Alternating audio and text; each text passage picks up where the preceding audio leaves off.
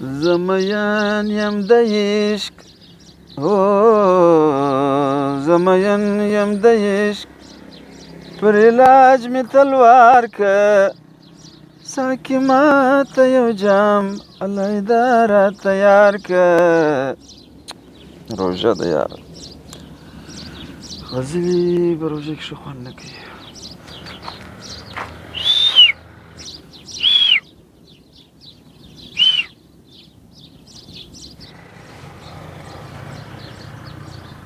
راسه دا هم غمېدلې ده لږ چې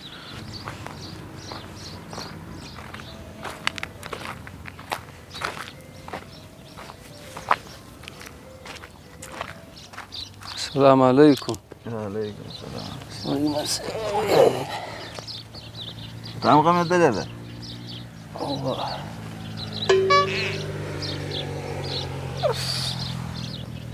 مالته را وګرځو دلته بانډار سره وکړو کې په روژه سره لنډه کړو ښه یې وکړه اوس هم دلته ګرځېدم سړی روژه ده والا ګرمي شوه ګرمي شوله نوم دې څه دی نوم پیکې هغه فلم والا یا دغه پیو کاپ یا پوره نوم دی پوره نوم یې پایو خان پلار نوم دې څه دی پیکې پلار نوم دې پایو خان یا پایند خان کور مو چیرې دی پیو کاپ پیو کاپ څه مطلب نه پیرو کلاچه پیرو کلاچه څه کار کوې پیکې یعنی پیو کاپ کار هم پیو کاپ څه مطلب نه فکر کوم ویل صحیح مسیح را فکر کوم ښه ته ودرېږه فکر ولې کوې پیکې معنا پیو کاپ بیا پیو کاپ دا بیا څه معنا معنا پیسې کمې دي